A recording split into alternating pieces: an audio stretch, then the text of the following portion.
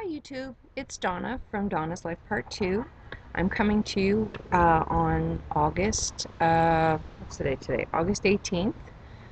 And it is 13 weeks now since my gastric bypass surgery. Um, I am 55 pounds down. My BMI over the week has changed from in the low 40s to now I'm 39.6. So now instead of being super morbidly obese, I am uh,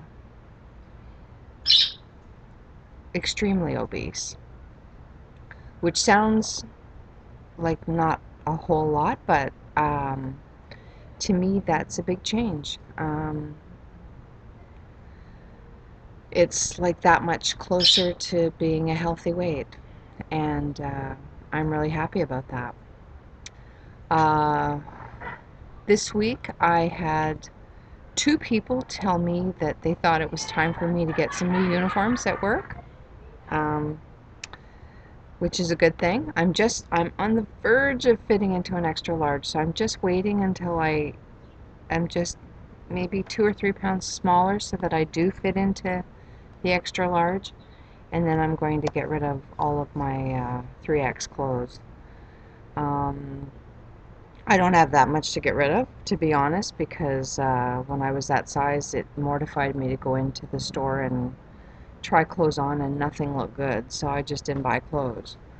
Um, you know, unfortunately, I'm afflicted with thinnish legs but terrible saddlebags on the tops of my thighs, and buying pants and looking at that in a full-length mirror, I preferred to not buy pants than to have to look at that.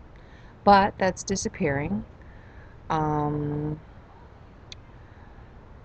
and gee, there's not a whole lot to tell you because you know, life has kind of settled down into the humdrum routine. I'm back to work, and what I will tell you though is that I'm now starting to see really pronounced hair loss, and I am kind of thin on the, like, my hair is fine and I'm kind of thin on the top anyway, so hopefully this is not gonna last too long.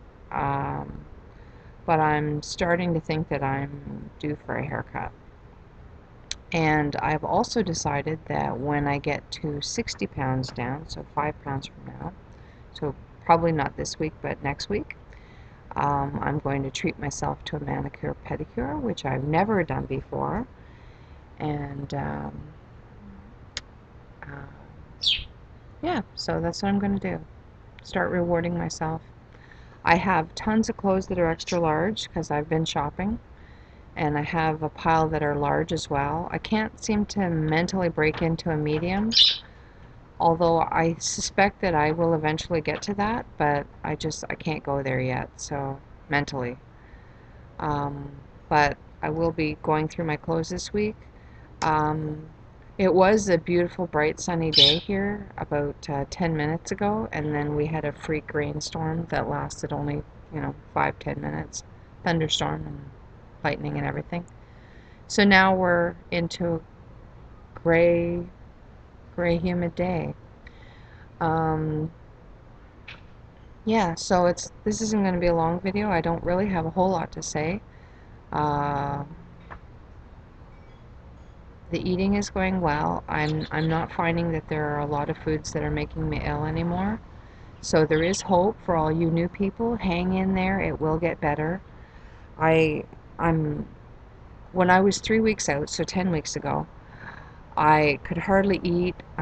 The bariatric program that I was in wanted us to drink a protein supplement, a prepared protein supplement called Diabetic Boost, which is like onshore. Um, there's something in that formulation, like, I still can't drink it, but there was something in that formulation. It tasted like nails, and it tasted like nails, and it made me really nauseous. So, since that was really the only thing that I was allowed to drink, I felt bad because I was essentially cheating because I couldn't tolerate the stuff. and I was I was needing to eat. I mean, I was weak as a kitten, and I needed nourishment. So I felt like a bad girl. Um, there were a lot of things that made me sick. I only actually vomited once, and I had like dumping twice. Once on a piece of salmon that I think was just too rich for me at that point. And a couple of weeks ago, my daughter's birthday, I had 4 or 5 pieces of potato and a tablespoon of ice cream, and that was too much. Either alone would have been fine, but the the combination together was too much. So I have dumped a couple of times. Not fun, but it's a learning process. You know, it's a learning curve. You can't feel guilty because you eat something and you're sick on it. I mean, within reason. You have to try things, see what your body can tolerate, see what you can't tolerate. For the most part, if I go through um, what I eat, I'll I'll give you an example of yesterday. I was working night shifts, so my first meal of the day was actually at about 3 in the morning, and that was pieces of chicken that I dipped into cocktail sauce, and I had some green pepper strips. So there was about 2 ounces of chicken breast, yeah, about 2 ounces of chicken breast with green pepper. I had a cup of tea later in the night, and I'm talking large tea, like 16-ounce cups of tea. Then I got home, I went to bed. When I got up, I had, what did I have for supper last night? Okay, well, you know what? I'll think about this. My brain is a little bit fried right now. I'll have to think about it, and the next video I make, I will give you like a detailed accounting of what I've eaten over a 24-hour period. Um, yeah, so really I don't have anything else to say. Next Thursday is my 3-month post-op visit to the surgical clinic. I'm not overly optimistic that I'll see the surgeon because uh, really, apart from 5 minutes, I've not spoken to the surgeon. That's okay. I'm fine. And I'll give you a detailed accounting of what I'm eating at. It'll be then 14 weeks post-op, and of course I'll give you my updates for statistical purposes.